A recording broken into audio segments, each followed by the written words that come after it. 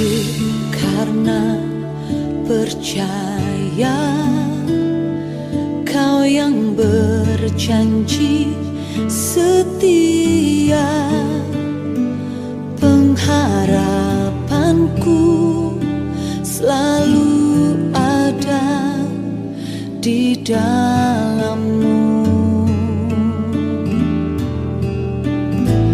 Ku tidak akan menyerah meski dalam kesesakan.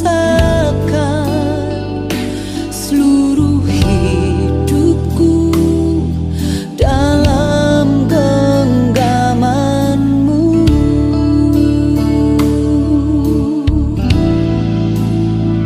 Aku punya Tuhan yang besar, yang telah berjanji dan sanggup menggenapi.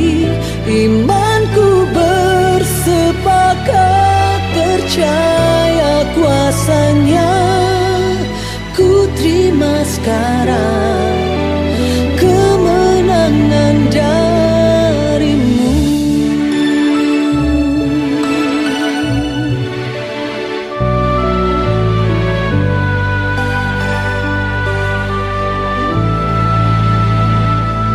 Ku tidak akan menyerah meski dalam kesesakan. Seluruh hidupku dalam genggaman-Mu. Oh, aku punya Tuhan yang besar, yang telah berjanji dan sanggup menggenapi.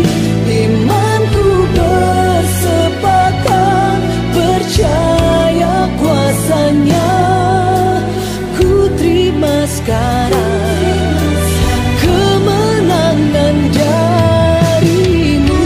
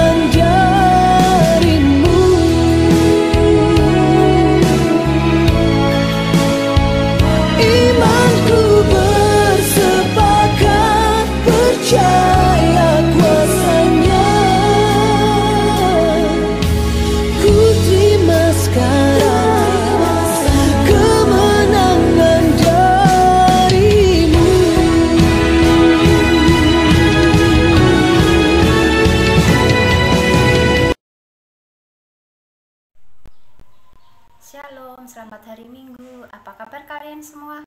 Semoga kalian tetap sehat. Dan ingat, jangan sampai bosan dan kendor untuk ibadah di online ya. Kalian tetap aman di rumah. Oke. Minggu ini kita memasuki bulan ketiga di dalam November. Kita bulan ini belajar tentang rajin. Nah, pada pagi hari ini kita belajar tentang Yohanes Pembaptis. Tapi sebelumnya kita mau berdoa terlebih dahulu ya. Ayo. Tuhan Yesus, Allah yang kami kenal di dalam nama Tuhan kami Yesus Kristus, Allah yang selalu mengasihi kami. Terima kasih Tuhan kalau pada pagi hari ini kami boleh beribadah walaupun secara online, tapi tidak akan pernah mengurangi rasa sukacita kami. Tuhan memberkati kami, Tuhan mengasihi kami, dan kami percaya Tuhan, firman yang kami taburkan pada pagi hari ini akan tumbuh di dalam tanah yang subur, sehingga kami akan menjadi berkat dimanapun kami berada. Berkati setiap kami yang mendengarkan, berkati kami yang mau menaburkan ini Tuhan. Terima kasih Tuhan, tutup bungkus kami semuanya dengan kuasa darah-Mu Tuhan. Terima kasih Bapa, di dalam nama Tuhan kami Yesus Kristus kami sudah berdoa dan mengucap syukur. Semua yang percaya katakan amin. Nah, pagi ini kita belajar tentang rajin, dan yang Kak Yeni ambil tentang Yohanes Pembaptis. Nah, Yohanes Pembaptis ini adalah imam yang pertama, nabi yang pertama yang mengabarkan, yang memberitakan firman Tuhan, hal kerajaan surga untuk cepat kita orang lain biar bertobat. Kenapa? Karena kedatangan Tuhan Yesus itu sudah hampir dekat. Dia menyuruh orang untuk bertobat, berbalik dari yang jahat menjadi yang baik. Nah, siapa Yohanes Pembaptis ini? Nah, orang tuanya bernama Imam Sakaria dan ibunya Elisabeth. Sejak dari kandungan ibunya sudah banyak mukjizat yang akan terjadi buat Bapak Yohanes Pembaptis. Nah, di dalam kandungan ibunya pun bapaknya ini Imam Sakaria tiba-tiba bisu. Nah, begitu Yohanes Pembaptis lahir, ya, bapaknya bisa berbicara. Nah, luar biasa ya. Begitu ditanya siapa namanya, dia bisa berbicara.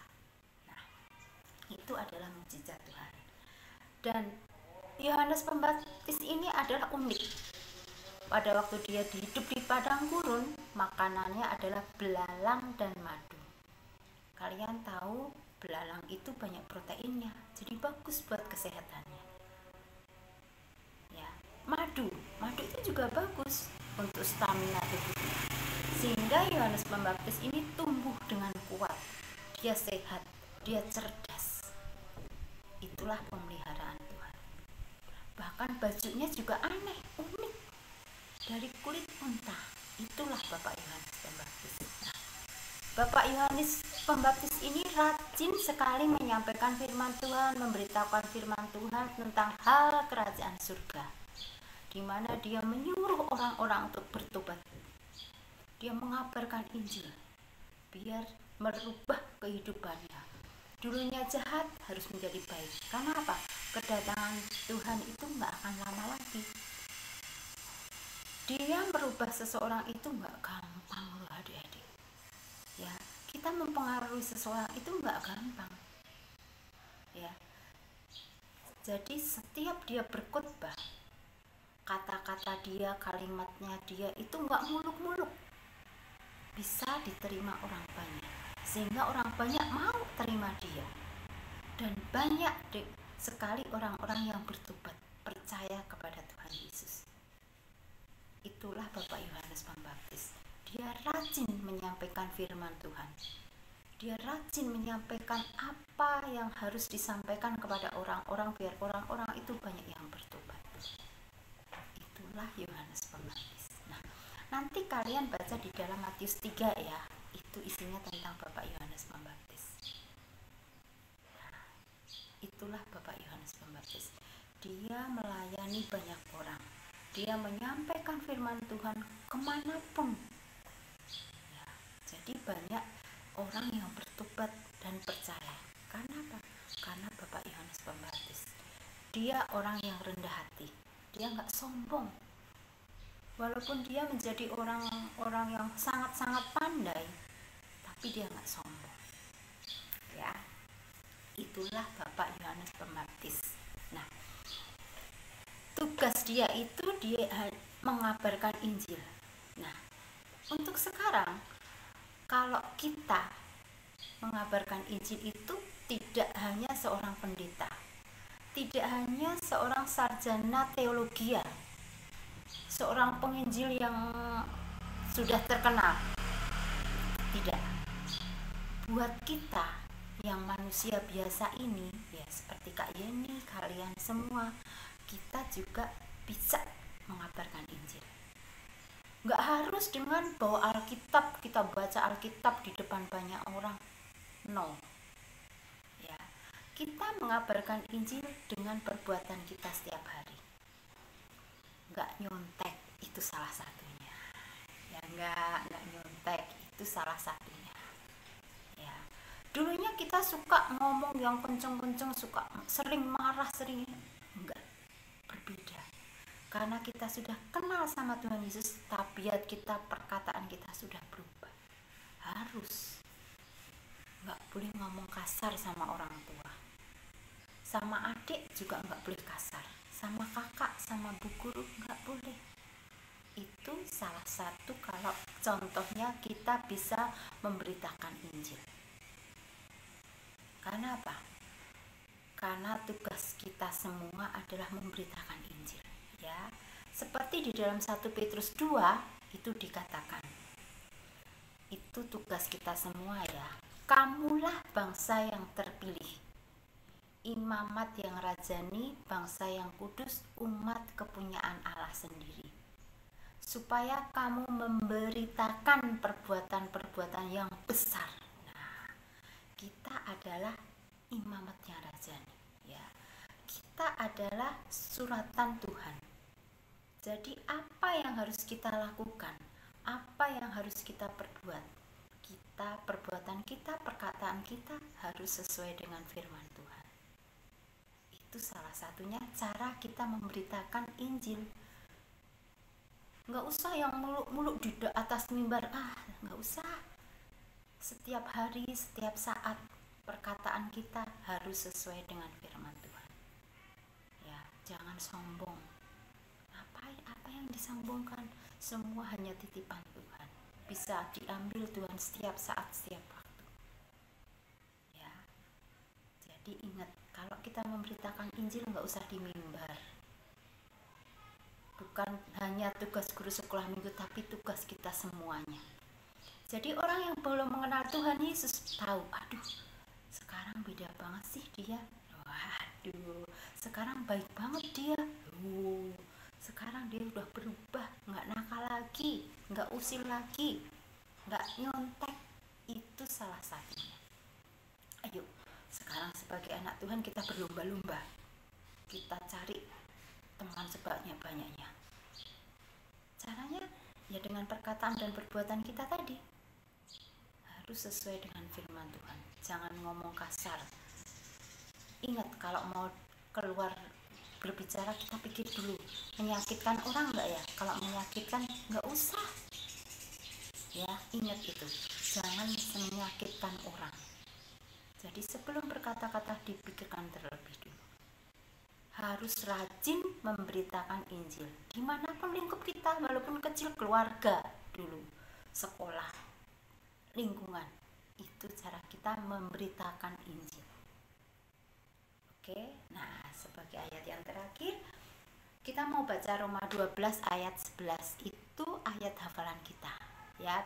Buka Roma 12 ayat 11. Sudah ketemu? Kita mau baca bareng-bareng, ya. Roma 12 ayat 11. 1, 2, 3. Bekerjalah dengan rajin, jangan malas.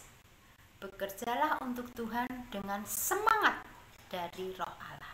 Ya, ingat, jangan putus asa. Harus tetap semangat. Walaupun kita masih ibadah online, tapi harus tetap semangat. Ikutin setiap ibadah. Ya, harus tetap semangat, harus rajin. Pasti Tuhan akan tolong. Pasti pandemi ini akan berakhir. Ya, jadi ingat, kita harus rajin memberitakan firman Tuhan. Lingkup kita paling kecil, keluarga, lingkungan, sekolah. Dan ingat, tetap semangat, ya. Jangan sampai malas, ya. Kita tutup ibadah kita mau berdoa. Tuhan Yesus, terima kasih Tuhan untuk firman yang sangat sederhana, yang sangat singkat ini. Kami percaya Tuhan, firman-Mu ini akan tumbuh di dalam tanah yang subur. Benih firman-Mu itu akan jatuh dan anak-anak kami akan bertumbuh semuanya Tuhan. Mereka tetap semangat, mereka tetap rajin menyampaikan firman Tuhan. Mereka memberitahukan firman Tuhan dimanapun dia berada, di sekelilingnya, di sekolah, di lingkungannya, tempat teman-temannya. Mereka boleh menjadi berkat Tuhan. Walaupun kami masih kecil, tapi kami percaya Tuhan akan tolong kami. Tuhan akan memberikan kepada kami semuanya kekuatan.